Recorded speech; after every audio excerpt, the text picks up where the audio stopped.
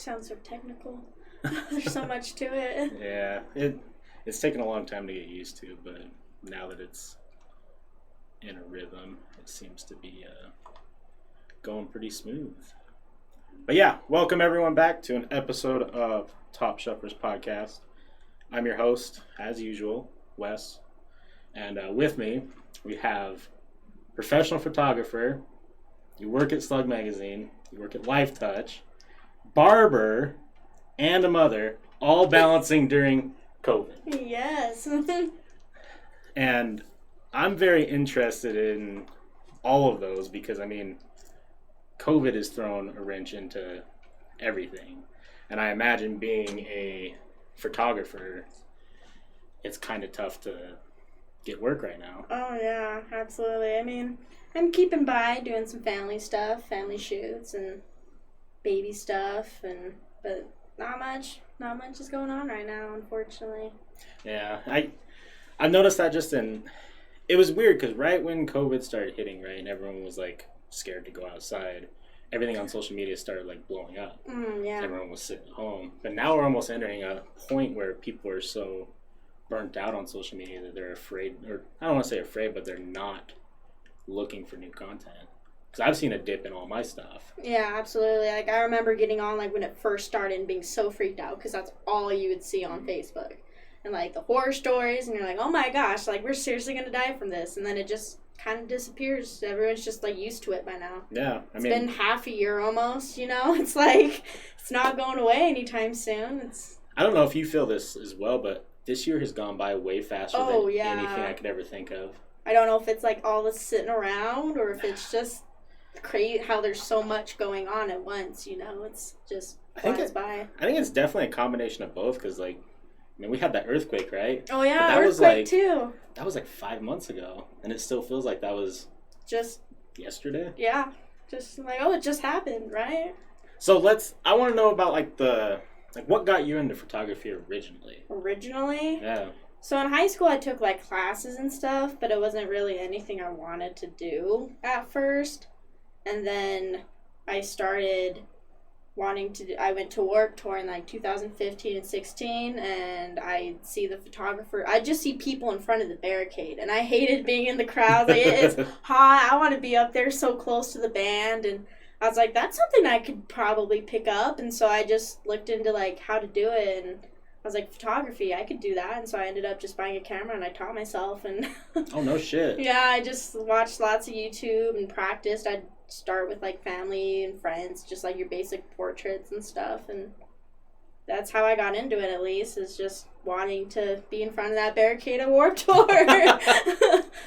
Did you hear the announcement that Warped Tour is coming back? I've seen rumors. I didn't know if it's, like, an actual thing next year. I saw the company that is now going to run it, and they said if they posted a picture that was like the Warped Tour banner and it said 2021, and I'm like, hope so, because I used to go back when I was, pretty young when a lot of these big name bands were like just starting come out on the teeny tiny stages. Yeah. Like, like, oh, he looks cool as shit up there. Yeah. But it's definitely gotten. I don't know. I was bummed when they kind of stopped. I don't know if it was money or if it was just... And it's hard because it's, like, after that final actual tour, not just the 2 dates, you know? It's like they have Sad Summer Fest now, which is, like, a bunch of punk pop bands that do a little tour. So it's like that's, like, your alternative to Warped Tour. It's still got similar bands. And there's, like, last year there was put on by Monster, that one tour. I can't remember what it was called. But there was a big tour that was kind of the same thing. Yeah. And so there's definitely other options besides Warped Tour, but Warped Tour is just so iconic. Like, nothing can beat, any tour can't beat Warped Tour, you know? Yeah, it was just something like, I don't know, everyone used to... It's nostalgic. Yeah, it's nostalgic. I think that's the perfect way to put it. Because now you do... Because I follow your Instagram, right, and see all your photography and, went through and saw all the stuff. So you photography mostly at Complex? Mostly Complex in the Depot. The Depot? It's just where most of the shows are in general, but... So have you had engagement with a lot of bands, or is it more just you do the photography and then... It honestly depends on the band, because sometimes I can do, like, I've done a few interviews and stuff. Like, when I started on Warped Tour, like, my first Warped Tour, I got to interview a couple bands. And so from that, I try and get interviews when I get, like, my photo passes and stuff. Most of the time, it's just, like, I just get to do the pictures. And depending on the band, if I've worked for them enough, I've kind of gotten to know them. We'll, like, hang out before or get sushi or something. But Right. not very often. Usually they're all so busy, you know, but... Oh, looks like you got a question. You still work with Nick Smith? Nick Smith. Nick Smith. That name doesn't even sound familiar. What for? Is it like Live Touch or is it concerts or Nick Smith? I don't know if I know a Nick Smith. And I'm sorry, I introduced you, but I didn't even give your name. Maralee. Maralee, God. I gave the big spiel of how badass all the credentials are, and then I forgot to say your name like an idiot. Have you met anyone through like band-wise that were... Because, you know, there's always that... When you see, like, a band, right? Like, they kind of have, like, a persona, right? A lot of them do. At the end of the day, when you sit down and talk to them, they're just average day people. Has there ever been anyone that you're like, he's kind of a dick? Or opposite, where he's like, he's way nicer than you would think he is? There's one band, I don't know if I dare shoot names, I don't want to get like blacklisted on press lists or anything, but there's been a few bands that I don't know, it's probably more the management than the band, because they probably don't have a say in a lot of stuff sometimes, but like there's been a few bands that like I have my press pass, I'm like on assignment for that band, and I'd go and try and take pictures, and I'm like, you can't, and I'm like holding out my press pass, but like, hi, like I'm here for them, and they'd just be like super dicks about it, like you can do like the first song and that's it, and usually press gets the first 3 songs, right? You know, and so it's like there's been but I mean I take what I can get, you know, at least I'm there, you know, and I try not to hold a grudge, because I'm sure like being a manager would suck. Oh, I can like I could not imagine the drama you'd have to deal with, and I'm sure with press they get a lot of people like faking it. Like I've seen people try and sneak cameras into concerts and stuff and try and do their thing, and they get caught, but still it's like you gotta be safe with it. But so okay, that's interesting. So on the back end of things, if you want to take like professional style photography, you have to have a press pass. Yeah, but at least at the complex they don't allow you. You can take in like if it's a digital camera, but you just can't take in like professional like interchangeable lenses.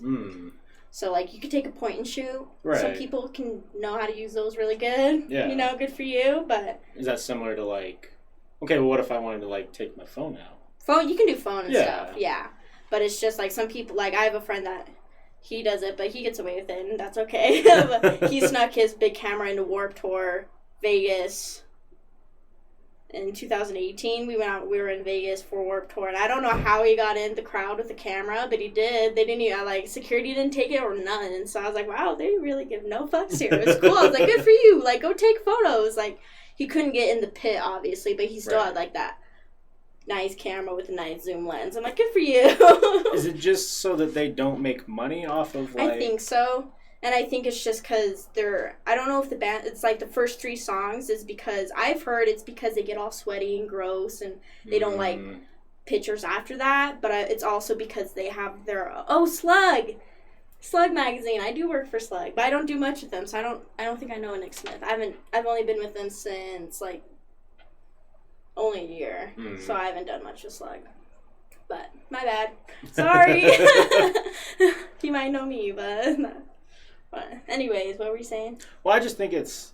I didn't know that. I didn't know that you can't actually take cameras into most places, but it makes sense, right? Because I mean, you don't want people going in there and it's because I think part of it's also because the tour has their own photographer too, so it's like that's really where they want most of their content to come from. So they don't want all these other photos online. They're like, we don't know who took those. But I don't know. In depth, I don't do press much. I just do the photos.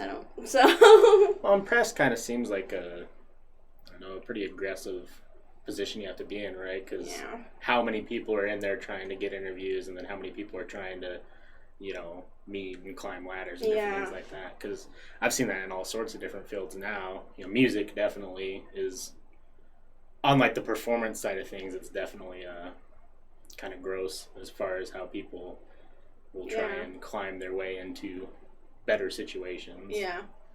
But I think it's cool though. Like photography, it's cool to talk to someone who's on a different level of photography, right? Because I think everyone likes to take pictures. Mm-hmm. Everyone likes to, have fun with it. But actually talking to someone who does it for a career, it's cool to have that different perspective on, like, the background of actually trying to make it a career. It's not easy. No. It takes a lot of trial and error, and you get so used to being turned down at first. Like, I got a lot of no's, and I'd send emails out, and I'd just be like, oh, that's a bummer. Like, should I really do this? And then it gets better. You just gotta, any photographer, you just gotta keep doing it, and you get better. Right. You can make a career out of it. You just gotta put what you want into it. Well, and I think consistency is key, not only in photography, but in everything. Everything, yeah. If you're consistent enough, you'll have that eventual breakthrough, whether it be, the company that's like, yeah, come fucking do it, or, just in life in general. But so let's talk about, I want to hear about Life Touch. Yeah. Because happy, please. I imagine that it's a lot of fun because you get to deal with kids all day. Mm-hmm. You get to have, like, the goofy and, like, silly situations, right? Oh, yeah.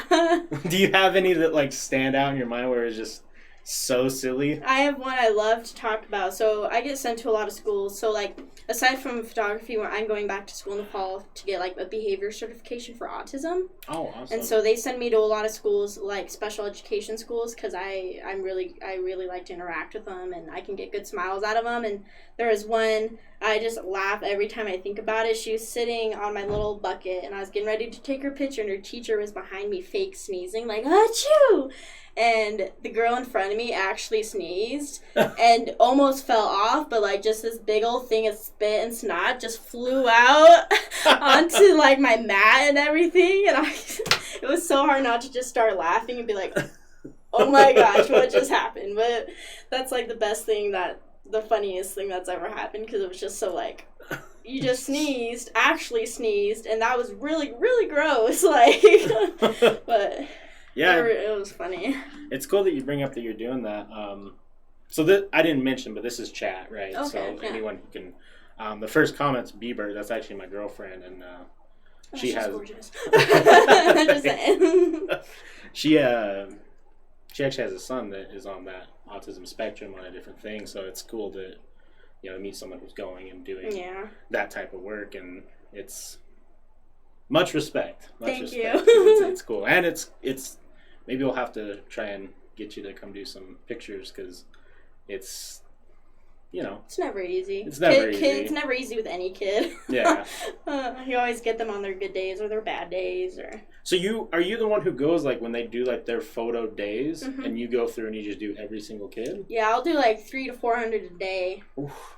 Like, I'll just zoom through them. It's just like a 9, like, I'll get there like 7 a.m. We'll start at 8, go to like 3, and it's just kid up. This year it's going to be different because big sanitation protocols. If they touch any of our stuff, we have to sanitize it. So it's going to go by a lot slower because knowing kids are going to sit on my bucket and have to touch it to sit. So I'm going to have to wipe it down after every kid probably. But usually I can fly through them, and we do high schools, elementary schools, preschools. The whole 9. Graduations, dances, sports, a little bit of everything. That's kind of cool, though, because it is. That's one thing that I think, at least for me, that I'm getting older, I'm starting to realize is really important to me, and that's variety. Because I work a job where there's not variety. Yeah. I do the same thing every single day, so it's probably fun to have a day where you're like, oh, I'm going to go shoot the sports team. Yeah. Or I'm going to go shoot. Even just doing like an elementary school one day and a high school the next day is such a big difference in the kids and how you're treated and how you treat them. Because you can't talk to a high schooler and be like, okay, sit down, sit up nice and tall, look super cute. You can't talk like that to a high schooler. So right. it definitely gets you out of your comfort zone and changes up every day. It's different school, different day, different people, different coworkers. So that's cool, though. I mean, I imagine being in photography, though, the more people that you can interact with, the better, because you're exposing them to your work. Absolutely, yeah. I've had a few times, like, the families, like, I'll do siblings, and they're like, oh, next year, like, can you come to this school next year? Like, you did really good with our kids, like, and I have a school up in Vernal. They request me and this other guy all the time, and it's just super cool to get to go to these schools multiple times and they recognize you. They're like, oh, you did so great last year. Like, thank you for coming back. We're just like, yeah, hey, like, it's awesome. Because all of us have that opportunity. All my coworkers, we all have our favorite schools that love us, and it's just super cool. Have you had any kids recognize you like from a year, like multiple years? I have the last 2 years a few times just because I have tattoos. I'm very recognizable. And there's a school down in Springville my mom used to teach at, so they all recognize me as her daughter, obviously. And so there's a few schools down south in Nebo School District that they know me pretty well, and I know them. But you had any negative side effects with the tattoos going to like schools? Not very many, because I think they've learned. We do like religious schools too, and I think they've learned not to send me to those just because of the attire by me, and I can't complain. And it's hard because they do ask us, like, hey, if the school asks you to cover up or keep a jacket in your car, I've never had that. I went to a Catholic school and they had tattoos. Some of their instructors had tattoos, and so I'm like, I'm not concerned about covering up here, so cool. Like, but I did go to a LDS school, and they kind of gave me some dirty looks. Right. But, it's okay. They are allowed to have their opinion. But I was like, all right, this is not the school for me. I just felt so awkward the whole time. I'm just like, it's too hot for a jacket, or else I really would put one on and respect you. Like, it is cool, though, in 2020. Like, it's not... The opinions are changing a lot. Oh, absolutely. I mean, it's not... I don't know.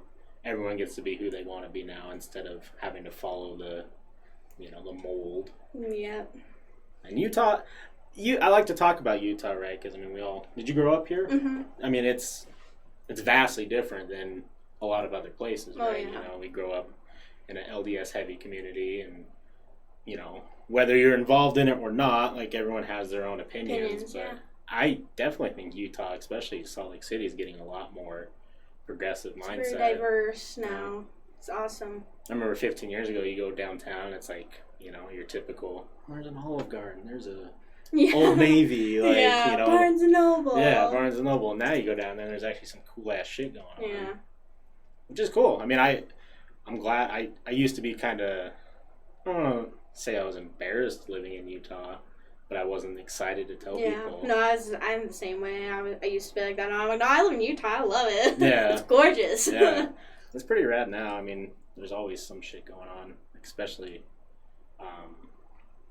right before COVID. There was a lot of stuff planned for this year, but... Fuck that, right? Fuck that, all sorts of up. But, I think that next year is going to be, depending on what ends up happening with COVID, whether we get some sort of vaccine or if we Real question is, would you want the vaccine? Absolutely not. Yeah, that's the question. No, I don't. But I think that for a lot of people they would, and it might create a little bit more comfortability. Yeah. To allow people to kind of open back up. I'm excited for whatever the first live shows are going to be. Because it's going to be huge, regardless of what it is. There's some big tours, like they're announced for 2021, and you're just... all the rescheduled shows you're looking forward to, and even some bigger tours, they're like, oh, we're coming back, it's going to be bigger than ever, and big lineups, it's going to be a good comeback if we get to have that. And yeah, I think we will, because it's gotten so, like, wearing a mask, right, has gotten just so, oh yeah, that's just kind of what we have to do now. And I think whether or not COVID, goes away or gets easier to maintain, I think there's just going to be a breaking point where people are like, well, you know what, fuck it, we just need our live shows back. Yeah. And whether that's selfish or not, I don't know. But well, there's one coming up. It's called Incandescence, something like that. It's happening out in, I think, Bountiful South Flats, somewhere like that. Is that the one with Cascada and... No, that's supposed to be DOS. DOS is good. Okay. But this one it's supposed to be happening in end of August, and they're limiting it to 1,000 people, and it's outdoors. And they're providing masks and hand sanitizer and all this stuff. So I don't know if it's still going on, but I've talked to them about doing like photos and stuff for it. So yeah, that's one thing I know that could be coming up potentially. I mean, that'd be pretty sweet. Do you know who's going to be like headlining? It's kind of like an EDM thing, I think. It's kind of just like a vibe show, And they're starting to do more like the Ice House. They're doing shows. It's a bar. They can do live music there too. Saving Sydney, a band. They've been there a few times recently, so it's slowly coming back. Yeah, I think people are just getting super impatient. And I don't blame them. I mean, I I had tickets. I really enjoy stand-up. I had tickets for like Joey Diaz, Bert Kreischer. Bert Kreischer. I had a bunch of tickets for those guys, and then like we didn't know like, well, was it gonna happen or not? And they offered refunds, so we took them. And you know, it's just I've been trying to go out and do stuff because no one likes to be cramped up inside all day. But it's tough when what do you go do? Yeah, there's nothing really going on, so it's hard. There's no movies either, which is weird. Yeah, it is weird, huh? Not having a movie to go to. Can't even do that. It's like, what am I supposed to do? So I asked you before this, I kind of wanted to talk about the whole being a mom during COVID. I imagine that balancing act has been pretty fucking difficult. Yeah, it's challenging. I mean, he's just turned 1, so it's like he's at that young age where it's like in between mobility and freedom, It's like he's got a little bit, he can do his own thing, but it's also like you still gotta watch him. He can't just play by himself, Right. So it definitely is time consuming to just be home and do that, but I mean, it's worth it. It's awesome. Right. But it's hard. Now going back to work, it's hard being away. It's like I was home for so long, and now I'm like, go to work, and I'm like, oh. I'm just like, I miss him. I can't wait to go home. But I mean, I have a wonderful mother who watches him for me. So like, she lets me get out of the house and do my thing, hang out with some friends here and there. And so she's been a huge help in balancing it, especially where it's just children. They're hard. Oh, yeah, definitely. They're crazy. He broke his leg, and so that put us back from walking. He's just barely starting to walk because he broke his leg back in May, I think. He broke his little tibia. Damn. A little cast. Yeah, it's crazy. It was crazy. But that's a bummer. Yeah. He's got a little mullet, though, so. Well, I mean, gotta have the mullet. Gotta have the mullet. Right on. Out here slaying the game at yes. 1. Ooh, that's a cool hat. Oh, yeah. Got that at the Japanese convention they do awesome. downtown. I didn't know they did that. Yeah, do you know where, okay, so right where the Vivint Smart Home Arena is, just like 2 blocks south and then east, there's a Buddhist temple. I did not know that. Yeah. I'm Buddhist. I should know that. Oh, yeah, it's not like a ginormous temple, but you can go in there and they have a worship. Oh, and I think awesome. you can go and study some of their history, but they probably not this year, but typically every year they block off that whole street and have, Japanese vendors, food. That's cool. Like the whole 9. They had, the year that I went, I mean, it was a little cringy, but it was a lot of fun, but they had performers who went up and did like different things. And then also had like, the weep section of people who went there dressed up in cosplay when no one else did. And I'm like, all right, respect, I get it, but you do. Yeah, you do you. But it was cool. That's awesome. I didn't know they did that. I'll have to check that out. Yeah, it's right next to, well, I don't want to say right next to, but only 2 blocks from Vivint. And that's in between Vivint and then like there's that other like, what's it called? Place where they host a bunch of events. Salt Palace? Maybe, yeah. I can't remember though. Somewhere up there. Yeah, somewhere up there. So how about this? Since you do photography for bands and stuff, right? So I imagine you just listen to a fuck ton of music. Do you have some that you've seen live where you just were super blown away with how great they were? Crown the Empire, right off the bat. That's like the first one I could think of that just like, they blow me away every single time I see them. And they're so good live, and they have a really good stage presence. And so they're just super fun to watch because they're jumping all over, they're interacting with the crowd, and they're just super talented guys in general. But then Third Eye Blind, they're pretty good live. One band that disappoints live is Blink-182. I hate to say that. Really? I've only seen them once, but when they were here, I was kind of like, ooh, this isn't as good as, like, on Spotify. Damn, that's a fucking bummer. Yeah, it might have just been me, or might have just been a bad night for them, but I was just like, this isn't vibing. This isn't the same as popping in some headphones. But, I mean, I still got to see them live, so that was really cool. Was that when they still had Tom, or was this just... It was in 2016, whenever that was. So maybe... I'm not super big into them anymore. I kind of fell out, which is bad because I have Blink-182 tattoo. But Yeah, I mean, I don't know. That's what happens, though. Yeah. I mean, bands, they've been, like, flip-flopping people in the band, too, for quite some time, ever since Tom DeLonge went and discovered aliens. Have you seen his show, though, on aliens? Yeah. That's a good show. I mean, it's crazy, because he was the company that brought that video of the little, it's going viral or whatever, that has been going viral, the little pill thing that was going across the ocean. Yeah. That was his company that brought that out. Wow, that's crazy. And we can get on that kind of weird subjects, because, I got alien tapestry in here. I got a space tattoo that says, "Stay weird." Oh, that's fucking dope. It's very trippy. I love it. Do you believe in aliens? I do. No? I do 100%. I do. My septum used to be a little alien, a little spaceship. Yeah? I changed it out. I'm very big on aliens. You ever had any weird experiences? Not really, no. I've seen crazy videos. Speaking on, like, mom things, I've seen, like, crazy videos of, like, this isn't really aliens, but, like, they're baby monitors, and they have, like, the little globes, little floating light globes. Oh, yeah. Those always freak me out, too, on the note of, like, things like that aren't real, paranormal activity stuff, yeah.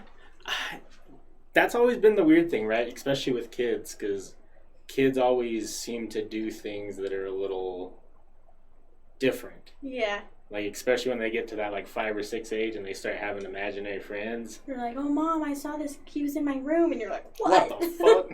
I actually told one not too long ago, but I was babysitting a nephew, I guess. Yeah, a nephew. And he was right around, like, 6 or 7 or whatever. And everyone left. I'm not good with kids. I didn't grow up with... I'm an only child. Mm-hmm. I didn't grow up with any siblings. I didn't grow up with any family who had kids younger than me. Yeah. So, like, I'm getting better, but I was always really super awkward. But they asked if I could watch them or watch their kid, and I'm like, sure. He just goes and plays video games or whatever. So I was sitting downstairs, and he was up in his room playing, and I started hearing him talking. I'm like, okay, kid, whatever. And he started saying things that weren't English, but weren't also just, like, kid gibberish. They sounded like words that were 100% real, but not English. So, like, what a trip. I went up there, and I'm like, "Hey, what are you doing?" He's like, "Oh, just playing." And I'm like, "What are you talking about? Like, what are you saying?" And he's like, "Oh, I'm not saying anything."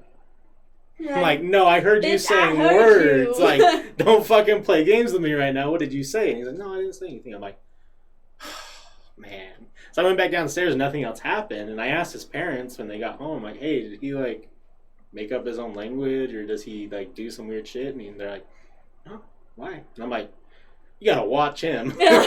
He's up there summoning demons or some shit. I don't know what's going on." He's just got this ritual going on in his closet. He's just He's got a Ouija board Ouija summoning board? some devil. It's like, fuck, not again. I don't know, what about paranormal? Do you think ghosts and spirits and stuff like that are real, or? I definitely do. I mean, have you ever been to, like, Ted Bundy's caves and stuff? Like, do you ever just get chills in those? Like, absolutely. Ooh, like, some vibes there, like, I've been to those, and those always freak me out, because I'm like, there's something that's still, like, the spirit's totally still here. Like, there's no way it's gone, Yeah, I've done quite a bit, like, as far as all the I've gone to most of the big places in Utah that are haunted or paranormal. Have you been to Cisco? Yeah. Oh, I love it. It's so scary. It's so spooky. It's creepy. Ooh. It's, like, off-putting. It is very off-putting. I've had some weird experiences, but I think nothing quite tops Skinwalker Ranch. Just, like, it gives me chills. So there's a picture that we have, and I've posted it on social media or whatever, of, like, a still shot that we had from a video we took of what looks like a fucking alien. Like, no joke.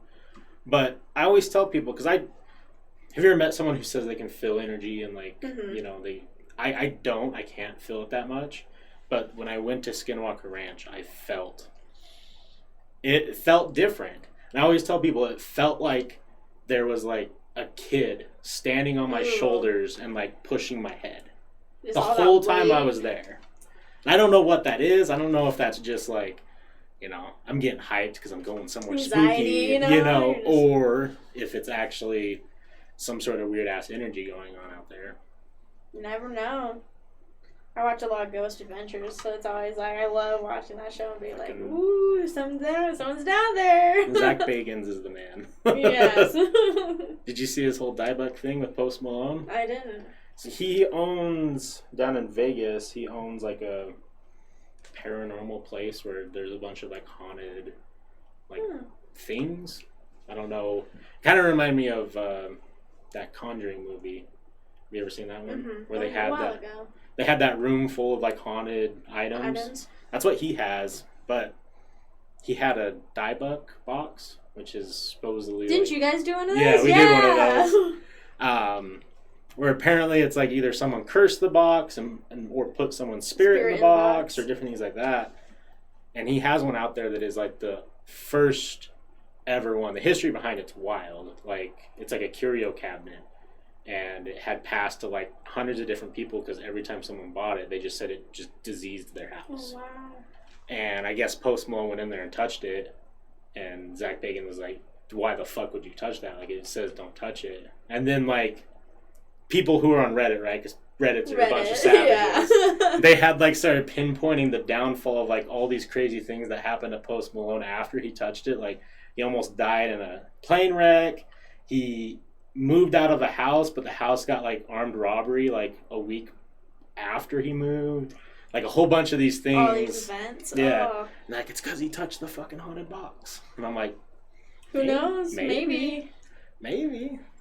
Ours is still here somewhere in the room. Spooky. I don't think it was haunted, but it looked like what someone did was nailed like a box together and then just poured wax on it and sold it on eBay. People buy that shit. It was $25. They profited. Yeah, I like all the paranormal stuff. I just think it's fun to go out and do. It's a different experience. Absolutely. Be fun to go do photography of it. Like some haunted locations and shit. There's some cool spots in Spanish Fort Canyon that are pretty abandoned and give you some chills. I don't think I've ever been down to Spanish Fort before as far as like abandoned places. Was that where the flooding was? Mm-hmm. There's Thistle. The houses are underwater. You can still see some of the houses. It's pretty spooky. Yeah, I did go down there actually. I think Forrest almost fell into one of the houses.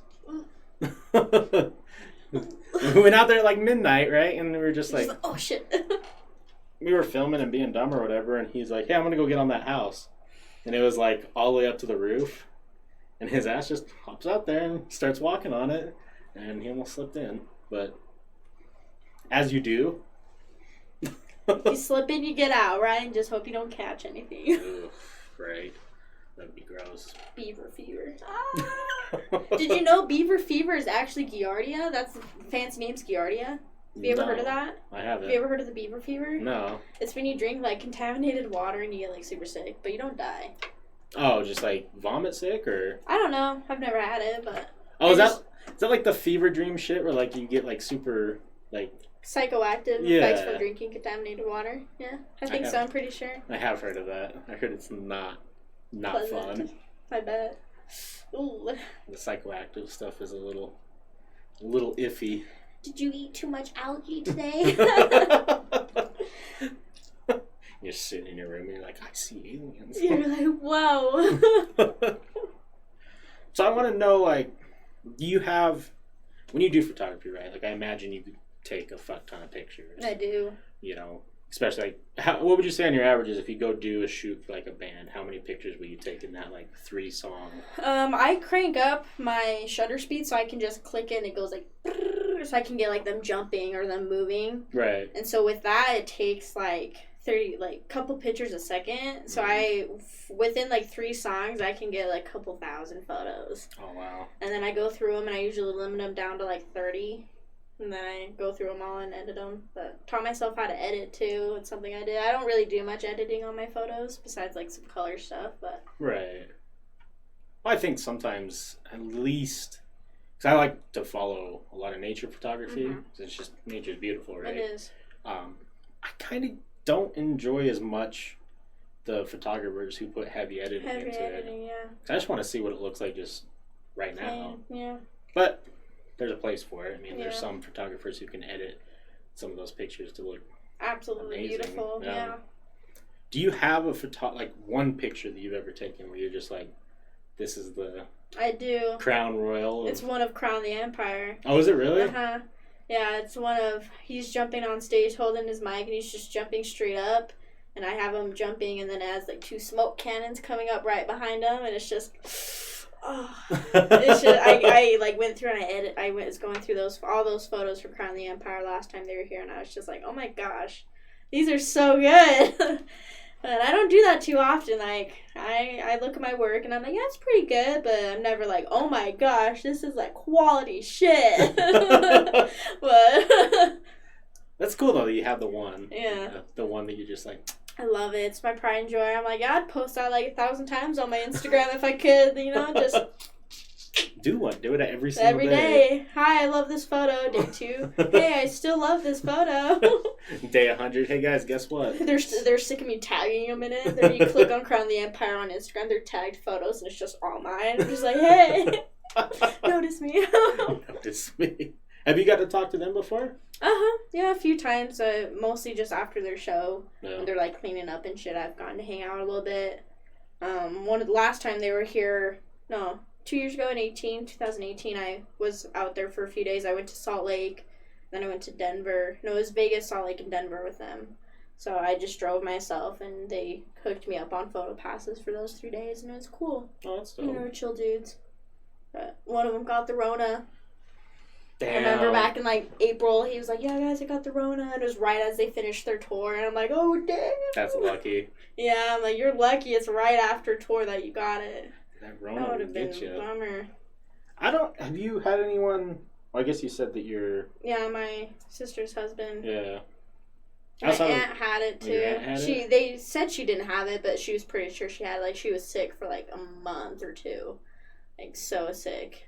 I think I had it prior I'm pretty sure I had it in like December or something. Yeah. I was sick for like 3 weeks and it wasn't the flu. They were like, we can't really give you anything because we don't know what it is. I had this day of like, there was a string of like 4 weeks where I was just coughing.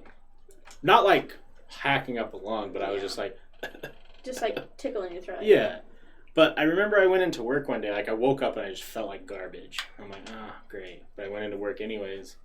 And I started working, and I worked kind of like a manual labor job. Mm-hmm. And like 10 minutes in, I started getting like super dizzy.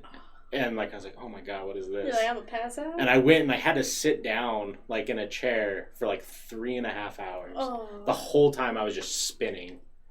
And I was like, oh my God, am I dying? Is this death? And then I was sick after that for like a week, like pretty sick. So I think I had it. Yeah. But hopefully that means that I just can't get it again. Yeah, that's what I'm hoping too. I'm hoping I don't get it. I hope no one, like, I wouldn't wish this upon anyone. No. It's a bummer. It's crazy to live, because, you know, I don't know how old you are. I'm 26. 22. Yeah, I just barely turned 26, and I've never gone through anything like this. Like, not even kinda. And there was the swine flu like thing. H1N1, that was a thing a few years ago. You know, like, but that was just like the flu too. They were like, wash your hands really good. Yeah. You know, so it's like... It never got to a point where people were like... freaking out. Yeah. I remember that first, like, 2 weeks where, like, no one knew what to do. I was scared. And, like, I went with my mom, and we went to the store, and we, like, packed up on, like, ramen and, like, all this cheap shit and toilet paper and stuff, because, like... No one knew. No one knew, and everyone was panicking. And I remember going to the store, and everyone was just scared. It was a moment in time. And it still is. Like, it's still pretty scary. But, I mean, it's still not as freaky as it was when it first started, you know? Like, we know about it now. Mm-hmm. Then we didn't, you know? It's just like, okay, there's this virus that's going around. What is it? But I remember I had a moment, because I game stream, too, sometimes, mm-hmm. like, just for fun. And it was during when I was quarantined from work. I game streamed for, like, 4 or 5 hours. And, like, I remember getting off and, like, walking out of my room, and I'm like, oh, my God, we're in, like, a pandemic right now. Yeah. Like, I completely, like, separated them, and I was, like, it hit me like a ton of bricks. I was like, oh, God, like, I can't leave right now. There's nowhere to go. Yeah. It's just a weird time. It's just weird, because I never thought I'd experience, like, actually having to stay in my house for a period of time. Like, I never thought I'd have to, like, we weren't forced, but it was pretty much, like, stay at home. Yeah. Like, do it. You know, like, and so, I never thought I'd live to see the day where I'd have to stay at home. No. And it's like, I'd go outside in my backyard, and I'm like, man, I wish I could go out to a park right now, but at that time, they're like, you really shouldn't even go outside anywhere public. Yeah. So it's at the beginning, and now it's better. You know, you can go to a park, go and do stuff, but... Yeah. And I think I don't know, what's your take on the masks? Because I know it's a hot topic. It is a hot topic. I mean, I wear mine everywhere, mostly, you know, I'm pretty cautious with it. But it's also, I mean, it's hard. It makes my glasses fog up. It does. Yeah. But, I mean, I wear it just, especially I have to with my job. You know, I'm around those kids. I got to protect myself, got to protect them, you know, and I just don't want, I think it's common sense to wear one. Like, you wouldn't, like, if I sneezed right now and I was, like, this close to you, would you enjoy that? No, absolutely not. It's like, I wouldn't want someone getting their saliva. I mean, we never wore masks until then, and it was fine. Until now, but it was fine. But it's still, like, it made me realize how actually disgusting it is to not wear a mask. Yeah, absolutely. Especially in the flu season and sick season. It's like... Well, if you look at other countries, too, when they have, like, their peak flu season, it's just common courtesy that if you feel even a little bit under the weather, you just wear a mask. So I hope I work where I have to wear safety glasses, so, like, I fog up all day, and it's annoying. But I do hope that we take away from this, like, whether or not COVID goes away, I kind of don't think it will. Not anytime soon. I think it's going to linger. It might not be as bad, but it's going to linger for a while, for sure. I think the death rates will go down, and I think the positive rates will go down, but I imagine it'll just still be going around. But I hope that we take away that, you know, hey, if you're feeling like shit, probably just wear a mask. Like, it's not too hard to do, you know? It blows me away, though. I don't typically shit talk. I'm not much of a shit talker, but I was at the gym today with B-Bert in chat, and there was this lady, and she was sitting there complaining to this group of people how she had to wear a mask at the gym, and she's like, it makes me sweat so much underneath my mask, and I can't do it. And she's like getting very dramatic and like over the top, and I'm like, I just wanted to go over there and be like, have you thought about growing the fuck up? Like, yeah, like for real, like, yeah, you're at the gym, you're supposed to get sweaty. Why does it matter? You're sweating either way. Yeah, like if you're not sweating in the gym, why are you there? Why are you here? It's just weird that, I don't know. I don't want to call people, like, selfish for not doing it, but at the same time, there's a point in time where... It's necessary to wear one. Yeah. You know, it's like, you don't have to wear it everywhere. Like, you can still go to the park and not wear one, you know? It's like, it's just, when you're in a crowded space, wear one. Like, it's... Yeah. And if you don't like wearing one, you don't need to go in a crowded space. Like... Exactly. Just listen to everyone else. Listen to the doctors, like... But yeah, to each his own. You know, if they get it, they get it. I mean, you can still get it with a mask. Who knows? Oh yeah, I think you it's can still get possible. it anyway. I'm sure, but still less likely. But yeah, and it bothers me that it turned into a political thing instead of just like, oh yeah, it's healthier to just wear the mask. I've never seen anything. It's like you listen to your doctor and they tell you you're sick. Why wouldn't you listen to a doctor right now? No. I ordered some cool masks and they're coming on Monday. I'm so excited for it. What'd you order? So I got a mask. There's a website called Redbubble and it's like all artists. It's like Etsy almost. Oh, okay. But I bought one that it said support your local street cats and it has like a possum and a skunk. And I'm so excited. And then I bought one that has a skull. It says, what a time to be alive. I like that. And I'm so excited. Like, I've never been more excited to wear a mask in my life. I'm like, I'm so excited to work and wear this mask and show it off. I think that's actually something that might be cool that comes from this is like, because I've seen some cool ass masks online, but I'm ready for the art community to like start creating some dope ass shit. Because I saw some that like in like Japan and like South Korea and stuff when they wear their masks. Like, there's some people who are really There's cool. some talented people out there. No. Can sew and paint and draw and all this cool stuff. Oh, I was going to ask you, did you go take any pictures during the protests? I did not. I was kind of too scared my car would get, like, broken into. Like, I was mostly just because I didn't know where and when they were happening, really. Like, I didn't really have many friends participating in them, so I didn't really see much on Facebook of when they were going on. But I went to one in Provo. It was pretty small. I got a few photos from that, but not very many. No. I wanted to. It's just mostly like, where do I park? Where do I walk to? Where can I park that like I won't get a ticket for protesting? You know. Right. Plus the whole just being safe factors. Safe, you know. I was like, I didn't want to risk anything. I didn't want to get. And I don't have anger problems, but I know if I saw something upsetting, I'd get involved. Right. Like, I'd be like, oh, I'm going to step in and do that, too. You know, like, that's upsetting. And I was like, I didn't want to risk, like, letting my temper get, like, a hold of me and getting in trouble, you know. Like, right. But. So I definitely saw some.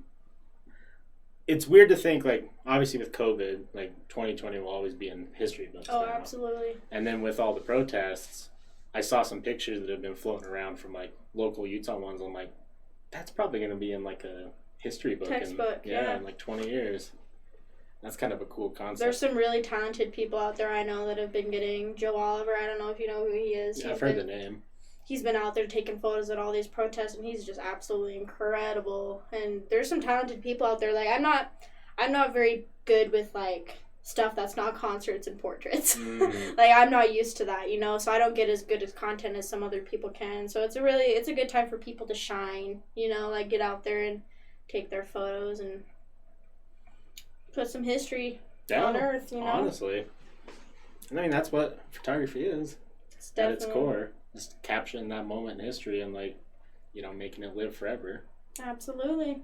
I think it's cool, though, to hear, like, I haven't had many people on who are 100%, like, self-made as far as, like, your, what's the word? Career, but your ability? I don't know. Like, you learned all by yourself how to do photography and editing. Typically, people, like, you know, they do the college route. Yeah. I thought about that, but I thought about doing, like, photojournalism in college, but I just didn't really want to do that type of photography. So it's just, I can really go to school for it because I didn't want to do, like, all the photography they teach you in college. Like, I didn't want to do any of that, so I was like, I'm just going to do my own thing. Well, and I think, too, like, especially nowadays, we're starting to realize that college isn't necessary. No. Like, people can make, if money is your driving factor, you can make a fuck ton of money and not do one college class, you know? Or if you have a different passion that, I don't know. I just think it's cool that we're starting to see people talk about not having to go to college and still being very successful, because it was so driven into my mind, I'm sure yours too, that, like, okay, you get your high school diploma. Scholarships, you know, grants, all that stuff. When in reality, like, we're just paying a company to teach us stuff that you could just find online. Yeah. I have associates, and it is literally a paperweight. Yeah. I haven't done anything with it. I don't even know my associates. So. Like, it's honestly, like, I made a joke where I put like a glass of whiskey on top of it. I'm like, this is all it'll ever be. Like, it's nothing. It doesn't mean anything. What a nice coaster. Yeah. Beautiful. Laminate it so it doesn't get shriveled. Yeah. Like, oh, do you guys like my coaster? Just spill some water. Just it wipes off. Yeah, it's fine. But it's, yeah, I don't know how much, like, different social medias you take in or not. I know TikTok's a joke, right? But I've been on there a little bit and came across, what's his name? Gary Vandercheck or whatever. He's a entrepreneur who is worth, like, a couple $100 million now. Oh, wow. But he's been preaching, well, I don't want to say preaching, but a lot of the stuff that he's been teaching and talking about is just how much of a waste college really is, you know? And it's expensive, you know? Like, it's expensive just to get your diploma, you know? It's like, they could lower the prices and the professors could still get paid what they need, you know? Like, I'm sure more people would go if it was affordable, but, you know, it's not. No. And loans are a bitch to take out, you know? Like... Yeah, and they add up over time, too. If you don't have the ability to start paying them off right away, it's like your $3,000 loan turns into $4,000 or $5,000, and it just sucks because it just ends up being a big game. And I don't know. I mean, if you wanted to be a doctor, right, for sure, probably go and do your schooling. If you want to be a lawyer, for sure, go do your schooling. But if you wanted to be, you know, let's say, a accountant. Why do I have to take classes that don't have a fucking thing to do with accounting? Just to pay for them? Yeah. You know? I mean, I feel I spent $13,000 on my barbering license. Yeah. And that was, like, I haven't been doing much with it since I got licensed. So I'm kind of, like, at that point, I'm like, did I actually waste money, or am I actually going to work in a barbershop once I have some time? So I want to get into that, because I'll be honest with you. I have, like, a 5-10 year plan where I want to do barbering. It's always something that I've been interested in. I like doing. I've done some friends' hair and different things like that, like a lot of people. And something just about, like, the conversation that you can have. It's a lot of fun, but you've done it. You went to barber school. You're in the midst of, like, starting that career, right? What have you taken away from it? Practice. You know, like, I almost dropped out of school a couple times because I just was not feeling it. I'm like, I don't think I can fade, you guys. Like, that's, like, your most common haircut is a fade, you know, or a gentleman's cut. And at first, I was just like, I wasn't getting the hang of it. I'm like, this isn't blending right, you know, and I almost dropped out a few times, and then I just had patience with myself, and I just got through it and learned better, and I'm still learning. Like, obviously, I just barely got my license in, like, March, literally right before the pandemic, like a week after they shut down for their testing, and I'm like, oh my gosh, I got my test done right before. But yeah, I just patience with it, you know, it's worth it. You know, I know people that graduated school and they've opened up their own barbershops, you know. Right. It's like they're pretty successful, and it's just all about, I think, the mindset, you know. Like, if you go to work and you don't like it, you're not gonna have a good time. Right. You're not gonna do what you need to get done or enjoy it, you know. So it's all about mindset. You know, I had to tell myself, hey, you're putting money into this. This is what you wanted to do. Just, like, find that little happy place in there. And so I did. I found I love shaves, like straight razor shaves. Yeah. So that's what kept me going in school. I just loved shaving people's heads and faces, and you know, that close call to death. Yeah. You know, I got a razor on your face. What you gonna do? You gonna fight me? Like, ready to catch hands? You got the I always threaten people, like, I'm gonna cut you if you don't stop that. And they're like, are you really going to? I'm like, no. They flip it open. Like, just like, yeah, I'm on bed. One kid, one of my first days at school there, I was going around getting towels, and he was doing a shave. I'm like, oh, can I grab that towel? And he's like, yeah, sure. And he goes to close his blade, and his finger was right there, and he just, and it just chopped open his finger, and I was like, ugh. Blood everywhere, and you could see, like, his bone, like, he just slammed it shut, and his finger was there, and the blade just went. It was gross. That was, like, one of my first days at school. I'm like, do I really want to do this? Like, oh my gosh. It was crazy. So what made you do barber versus, like, hairstyling? Hairstyling. I didn't want to do skin and nails. Which is hard because it's like, I wanted to do all just hair, but, you know, barbering school teaches you mostly men's. Yeah. And so I had to kind of decide between, do I want to do just men's, or do I want to go through cosmetology, extra money, extra hours to do stuff that if I just want to work in a barbershop, I won't use, you know? Right. So that's where I was kind of like, well, just do men's cuts mostly. I mean, I cut women's hair. I don't know how to do, like, A-lines and stuff. I can do, like, trims. Yeah. You know, but... Well, because, I mean, I imagine, well, I don't want to say I imagine, but is it something that... With barbershop, right, the whole idea is that you build your clientele. That's where you get your regulars. But if you learned how to cut and color, right, you could just still do hairstyling, right? Yeah, technically. So I thought about doing color because, I mean, a lot of men dye their hair nowadays too, you know. So, like, it could be very useful for me to, like, rack up clientele and then go back and do my color license and be like, hey, I'm now offering color. So if you want to do, like, gray coverage, or if you want to do, like, highlights to your browns or something like that, you know, like, I've thought about that because I can always go back and get my cosmetology license too. Just get an extra few $100, but. Well, that's never a bad move. Yeah. You start adding to that credentials you already got. I mean, you're going to fucking start taking over the world here in a minute. I'm ready. That the Shia LaBeouf just fucking do it.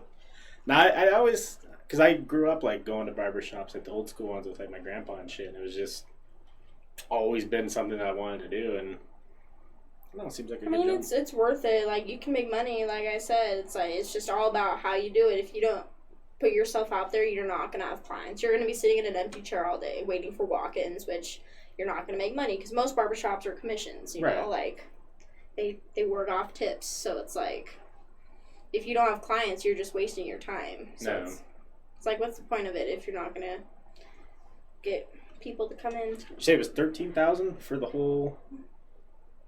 That's not too bad if you think about it. Yeah, I mean it evens out because it's mostly because most schools charge like $11.50 an hour, and you have to have like 1,000 hours. Right. So plus you have like all your equipment you have to get. So it's like it's the price is reasonable. You know, it makes sense. So. And it's all just, you know, the biggest thing you invest in is in yourself. So like, $13,000 for something that you're going to be able to do for the rest of your life. It's a nice trade because it's like if I do my photography job full time and I want a break, I can cut hair. Yeah. Or if I lose my job, I can cut hair. Or, you know, it's like having a backup is always important. And like, I don't have a large audience that are younger than like 21, 20. Mm-hmm. But for the ones who I do, I always try and like explain that when you're in high school, if you have the option to take classes at like an applied technical school, like here in Utah, we have a place called Davis, Applied Technical School, that has a range from welding to cosmetology, all of it. If you can get a certification while you're still in high school. See, that's what I wish I did with bar. It would have been a whole lot cheaper, too. Same. And I would have had that already out of high school. I could have already been cutting hair for years now. Right. No, I wish I would have done the same thing, too, but just having that backup, even if you don't ever say, like, you don't envision yourself doing that field, get one anyways, because, like, the school you're going to is probably going to pay for it, or it's going to be cheap. Pennies to the dollar compared to what it'd be if you graduated. Yeah. And then if you're ever in a bind in your life, like, oh, yeah, I have my certification in plumbing. Plumbing. Go do it. Do you know a 4-year plumber makes like $90,000 a year? That's not bad. Just to put some pipes together? I could not be a plumber. Yeah, no, that'd be gross. Salty Frank says, I was scared of barbers as a kid, but the barber my parents would bring me to did end up going to prison for, I think it was murder. So I think I might have just been scared of that guy. Damn. That's a good one. You see, it's funny because a lot of people, like kids are afraid of barbers. Mm-hmm. And I feel like adults aren't afraid of them, but most adults don't go to barbershops. I feel like they all go to like Great Clips. Yeah. You know, like just your basic hair salon. They don't actually think, hey, I'm going to go to a place that specializes in only men hair, you know, but... Which is so disappointing because they don't realize what they're missing out on. Especially with, like, beards. Like, I've seen, like, I used to go to Great Clips, obviously. Like, that's where I'd get my hair cut, or, like, Fantastic Santa. And I'd see guys in there with, like, beards, and they don't really do beard work in there. Nope. And so it's, like, once I got into barbering, it's, like, you learn so much about, like, the facial structure and, like, how the hair grows and the beard and how to take care of it. It's, like, crazy to think that guys don't take care of their beards. COVID has been killing me on the inside so bad because...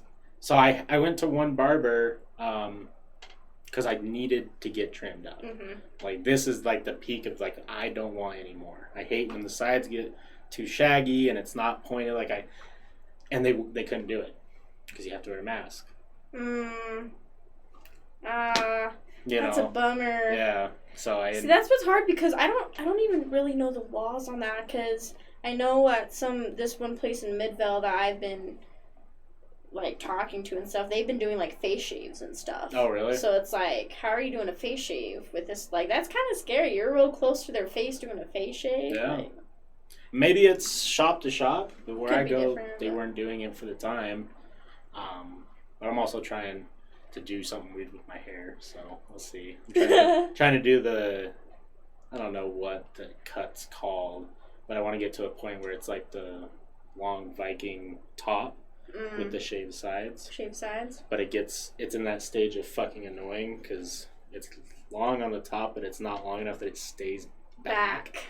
So it's just flipping around everywhere. But it's fun. I think the cool thing about barbers and anything in the cosmetology world is, you know, a lot of people strive to look beautiful, right? Mm-hmm. And it would be cool to give someone that feeling. It's awesome. Like, I love it because especially when they tell you how good of a job you did. Like, they're just like, oh, I looked awful. I look so much better now. And you're just like, I am so glad you think that way of yourself. Because, like, a haircut does a lot for a lot of people. Like, it's crazy if you don't have a haircut for a few months for men and it grows out and they get it cut down really short, then it's just like, holy cow, like, that's crazy. I forgot I looked like that. And you're like, yeah, you look great. Yeah. It's a whole...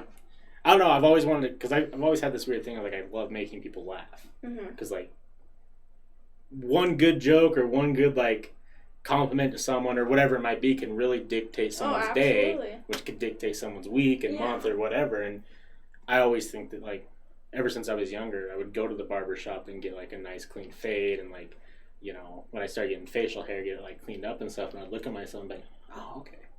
Looks good. And then, like, I'd be confident for that whole month. Well, yeah, you're just like, I just got a haircut. Looking good. It'd be cool to give someone that. Like, be able to do that for someone and they walk out like, I'm going to go take over the world, you know? Yeah. Like, whatever it might be. Yeah, I've always wanted to do haircuts for the homeless. That's something I've always thought about. And I know so many people have done that, but I just don't even know how to approach it. But I've always thought about doing that, too, because I feel like that'd be awesome to help them out. That would be awesome. Help them get jobs, you know, like, clean them up, you know?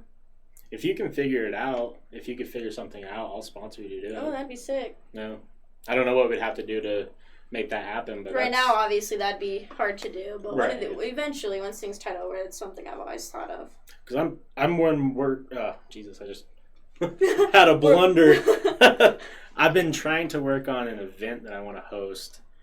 Maybe Liberty Park or something like that. But I want to get, like, a couple grills and, like, a couple thousand hot dogs or whatever and go do hot dogs for the, you know, homeless. And just have, like, a barbecue day on, like, a Saturday or whatever, like, in the morning. And whoever needs some food, just come through. But I don't know how to, like... I don't know how to present that information to the people who need it. Because I don't want a bunch of people just hanging out to come get a free hot dog. Yeah, and that's what's hard because it's, like homeless don't have, like, Facebook and stuff. So it's like they don't know about it. It's hard to get the word around, but... And now that the homeless shelter got moved. I don't know. I just think doing stuff like that because I know this year, a couple years ago, I did like pre-podcast. I did a Christmas thing where I picked a family and had a couple people come and help. I'll shout them out: Kesley Reynolds, Michael Bischoff, Ryan Aposian. Thank you guys. Still, we got a family and we pretty much gave them a Christmas. Oh, that's awesome. And I want to do that again, but on a bigger scale this year. You know, get maybe 2 or 3 families and try and get people to do it. But just stuff like that, it's just, you know, when you get older and you're like Christmas, holidays, different things like that, they don't mean as much. But if you sit back and you think about it, you're like, oh man, there's someone who has 3 kids and they're wondering why they can't have a Christmas. Yeah. Like, I can't imagine being in that situation. Like, what do you tell your kids? Yeah, that'd be hard for sure. Yeah, it's kind of There's always room to help in the world. Definitely. No matter what it is, there's always room for help. I agree. Mr. Amazing 3001 says, what's up? What up, my dude? Howdy, let's get rowdy. Finger guns. Finger guns. Well, we're at about the hour and a half marker. We're getting there. I'm kind of blind. I need glasses so bad. I can't see. Do you have anything that you want to close out on as far as, like, either career stuff that you've done or fun topics that we can just get into? Because, I mean, I don't even know. We can get into a whole bunch of crazy stuff. Because, I mean, we could talk about growing up in Utah. Because we skimmed over it. Was your experience... How was your experience going through, like, junior high and high school here in Utah? I mean, it wasn't bad. I mean, I was definitely the outcast kid. Like, I didn't really have many friends, but I mean, that's something I was okay with. It wasn't like, I was never bullied. I was just a loner, you know. Like, I did my own thing. But it was strange just because I knew I was, like, obviously when you're in high schoul in Utah, you kind of have to, it's hard to fit in if you're different. Yeah. And I always knew, like, my mom would make me go to seminary and stuff, but I always knew, I'm like, I don't think, I'm like I said, I'm Buddhist now, but, like, it was definitely strange because I'd have to go to seminary, and the second I got out of high school, I got, like, my first tattoo, and I got my nose pierced, and I'm like, I can do all this cool stuff, and it was, like, a definitely big change, because all my friends from high school, they're, like, that see me now, they're like, I never thought you'd, like, be covered in tattoos like you. I never thought you'd have so many piercings. I never thought you'd listen to that music. And I'm like, See, you didn't. If you didn't, I was completely different in high school. It was crazy. But What made you go Buddhist? my ex-boyfriend's mom. Really? She was very into like chakras and like meditation, and from that I got into meditation, and then from that I was like, hey, like Hinduism, Buddhism, that kind of stuff does like revolves around like meditation, mindfulness, and so that's kind of how I got into it, because she got me into like herbs and crystals and chakras, and from that I was like, this is something that actually is helping me in life, and so that's how I kind of got into it. I definitely think meditation is something that everyone should at least try. Oh, absolutely. And at least try seriously, right? Like, I don't mean just like sit there and like go somewhere quiet.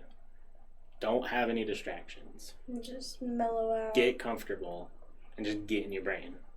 Because I really do think that, like, I don't think there's anyone who can say that they don't have any insecurities or any anxiety or any depression. Mm-hmm. Like, everyone deals with something, right? But if you take that time and you sit there and have, like, you self-reflect time, no one else, not your family, not your partners, not your pets, nothing. You just have you time to sit there and reflect on yourself. Over time, you can really be, like, you can progress you further than anyone. You can be a better you, yeah. For sure. And I don't know, I got into meditation a few years back, and it definitely, like, it's created that mindset that I think that is so important, that doesn't get talked about a lot. Yeah. Mindset and perspective are, I think, the most important things in life.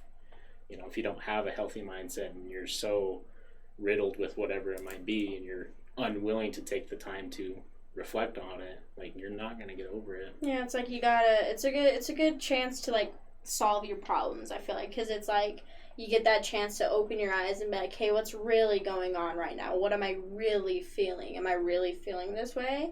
Instead of just like day by day just living your life with that burden you have, or like that thought or that heaviness, it's like you just, it stays in your mind. You gotta declutter your mind sometimes and just let it out.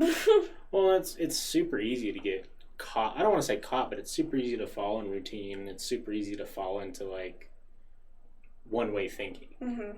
And the only way you're going to get out of that, if you go around saying that you're unhappy, you're depressed, you're different things like that, definitely reach out for help. Yeah. Like, that's number one. Like, try and find someone who will help.